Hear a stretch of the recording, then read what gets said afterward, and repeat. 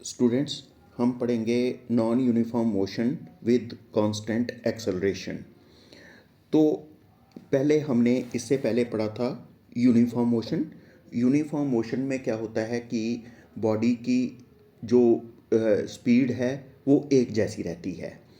तो हम पढ़ रहे हैं ये वन डायमेंशनल मोशन पढ़ रहे हैं। तो वन डायमेंशनल मोशन में बॉडी जो है वो स्ट्रेट लाइन में चलती है।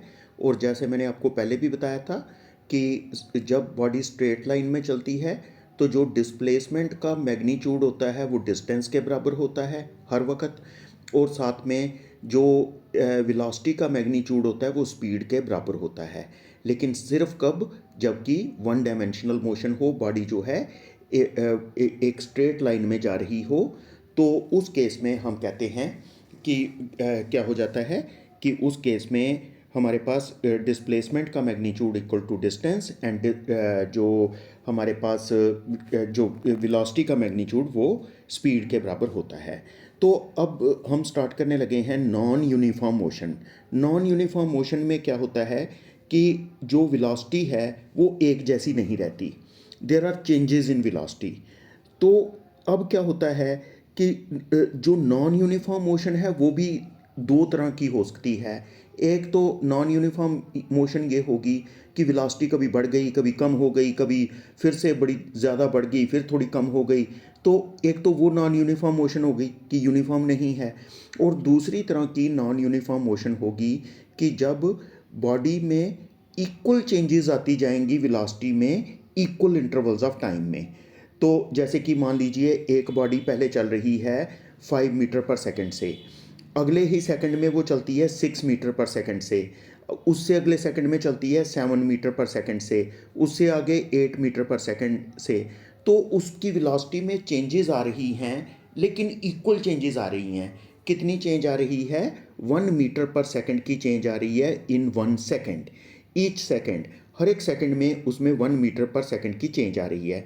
तो ऐसी मोशन को हम बोलते हैं, है तो ये नॉन यूनिफॉर्म मोशन क्योंकि वेलोसिटी कांस्टेंट नहीं रही। तो लेकिन उसमें क्या है कि इक्वल चेंजेस आ रही हैं वेलोसिटी में इक्वल इंटरवल्स ऑफ टाइम में। तो अब इसको हम बोल देते हैं कांस्टेंट एक्सेलरेशन। बेसिकली एक्सेलरेशन क्या होता है? Acceleration is the rate of change of velocity. तो rate of change of velocity, हम ऐसा कह सकते हैं, rate of change of velocity is called as acceleration. Rate of change of velocity is called as acceleration।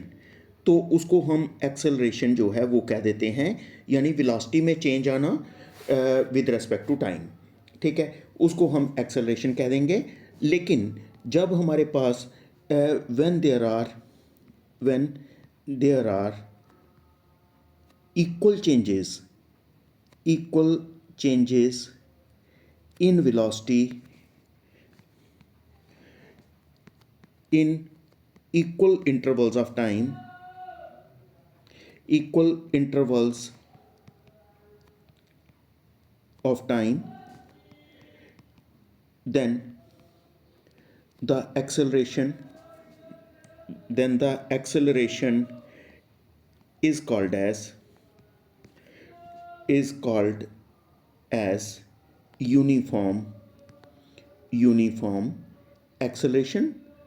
उसको uniform acceleration भी कह सकते हो। तो यूनिफॉर्म का मतलब भी कांस्टेंट होता है, यूनिफॉर्म एक्सेलरेशन और कांस्टेंट एक्सेलरेशन। ठीक है, तो यूनिफॉर्म एक्सेलरेशन और कांस्टेंट एक्सेलरेशन, उसको हम यूनिफॉर्म एक्सेलरेशन या कांस्टेंट एक्सेलरेशन बोल देंगे। तो जैसे मैंने आपको बताया कि एक्सेलरेशन होता है rate of change of velocity. हम उसको कैसे लिख सकते हैं? ए जो है उसको हम लिख सकते हैं change in velocity, velocity at time t2 minus velocity at time t1, मतलब final velocity minus initial velocity divided by total time taken, that is t2 minus t1। हम ऐसा भी लिख सकते हैं। ठीक है, तो ये हमारे पास बन जाती है जो एक्सेलरेशन की एक्सप्रेशन ये बन जाती है। और एक्सेलरेशन जो है, acceleration is a vector quantity. acceleration is a vector quantity. Acceleration is a vector quantity and its SI unit and its SI unit is meter per second square. Its SI unit is meter per second square. इसके बाद बच्चों हम next जो करते हैं वो हमने करना है velocity time relation. velocity time relation in case of uniform acceleration. हमने वेलोसिटी और टाइम के बीच में क्या करना है, रिलेशनशिप ड्राइव करना है. तो लेकिन क्या होगा कि एक्सेलरेशन यूनिफॉर्म होगी. तो एक तो बात मैं आपको जो बताना चाहता हूँ वो ये है कि इसके लिए जो ग्राफ बनता है वो किस तरह का ग्राफ बनता है. जो हमारे पास ग्राफ बन जाता है किस किस के बीच में, जो ग्राफ बनता है वेलोसिटी और टाइम के बीच में. अगर आप ग्राफ बनाओगे, ठीक है, एक तरफ अगर आप टाइम रख लो, एक तरफ अगर आप वेलोसिटी को रख लो, तो आपके पास ग्राफ जो है वो इस टाइप का बन जाएगा. Means equal changes in velocity in equal intervals of time. इसको हम कहते हैं, इसको हम बोलते हैं क्योंकि वेलोसिटी बढ़ रही है टाइम के साथ साथ. ये जो एक्सेलरेशन होती है ये है पॉजिटिव एक्सेलरेशन. ये पॉजिटिव एक्सेलरेशन का केस है, ये पॉजिटिव एक्सेलरेशन का है. लेकिन इसी तरह से अगर हम एक ग्राफ बना लें, ठीक है, इसी तरह अगर एक तरफ रखें वेलोसिटी, एक तरफ अगर हम रख लेते हैं टाइम, तो अगर हमारे पास ग्राफ बनता है कुछ इस तरह से ग्राफ बन जाता है, ठीक है. अगर हमारे पास इस टाइप का, इसको मैं दोबारा बनाऊंगा, तो इसमें क्या होता है, अगर हमारे पास ग्राफ कुछ इस टाइप का बन जाए,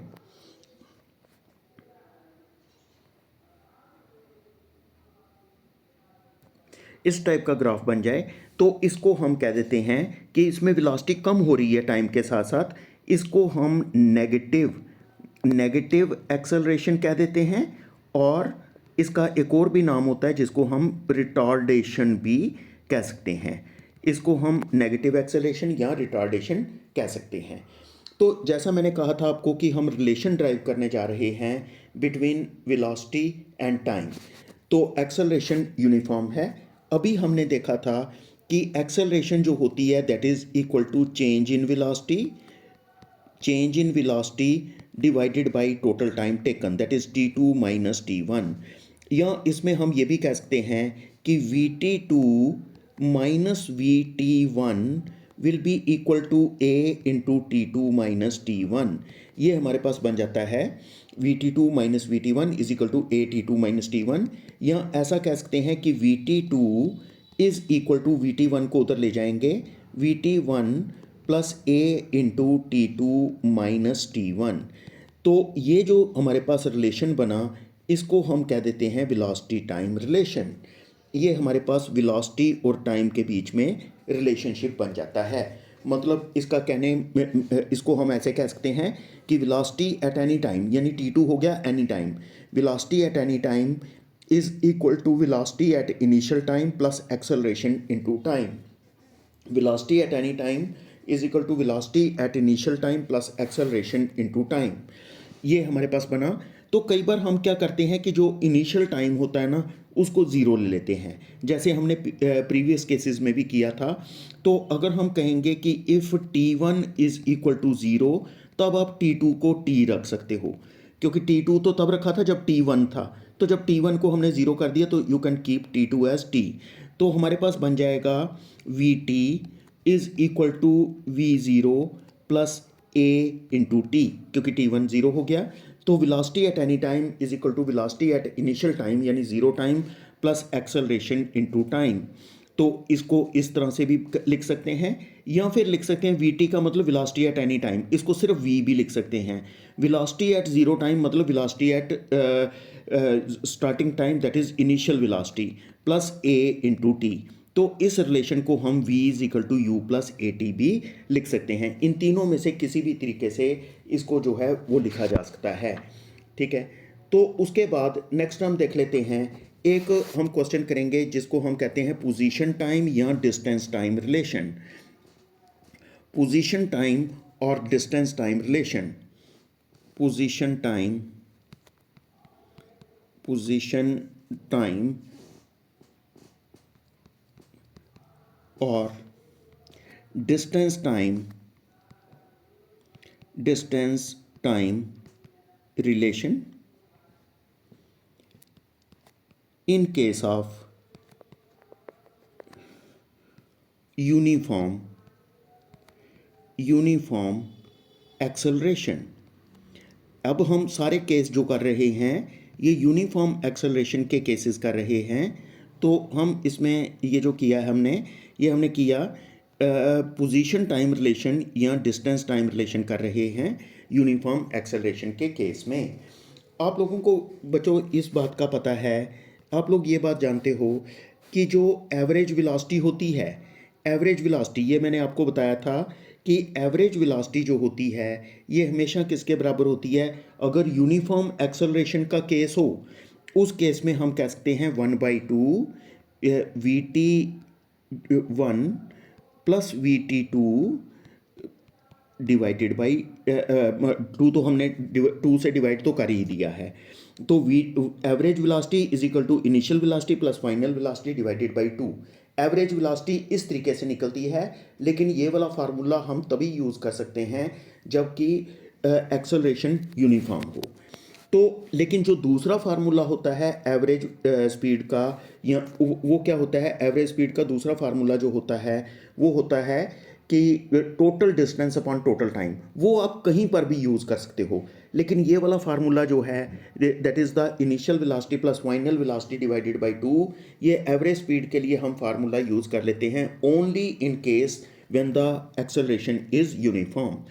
तो अब इसमें आप लोगों को एक बात और पता है कि अभी हमने जो रिलेशन ड्राइव किया था हमें वो रिलेशन का पता है, VT2 is equal to VT1 plus A into T2 minus T1, ये हमें पता है।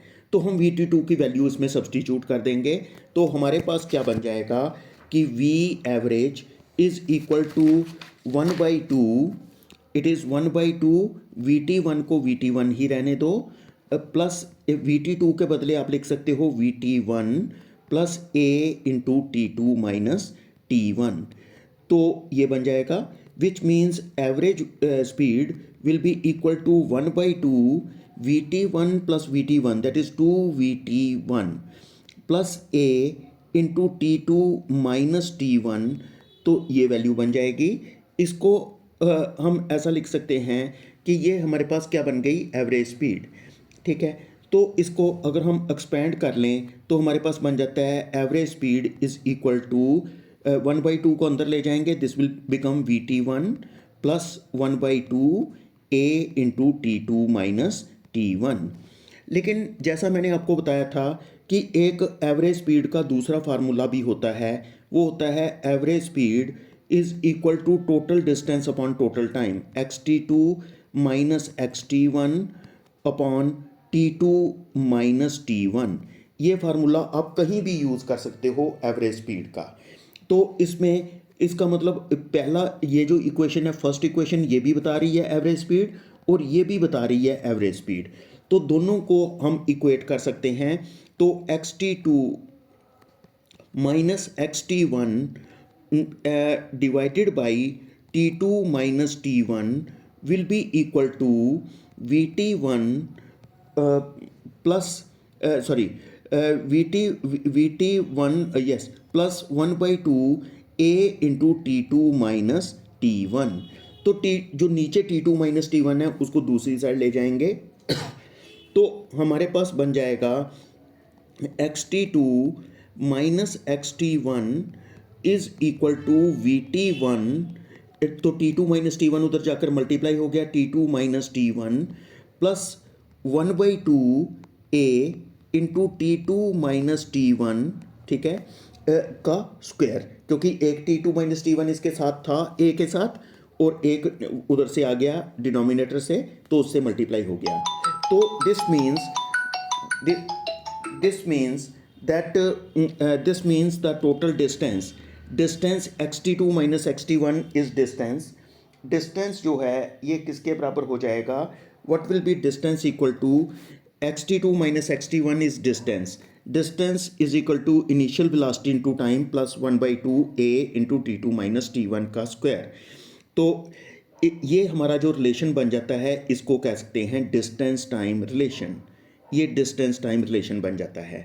तो इसी रिलेशन को अगर हम लिखना चाहें, अगर हम T1 को रख दें कितना, zero, if T1 is equal to zero and T2 is equal to T, जैसे हम पहले भी करते आए हैं कि T1 is equal to zero and T2 is equal to T, तो हमारे पास क्या बन जाएगा, xt is equal to x zero is equal to v zero into T plus 1/2 a into T का स्क्वायर।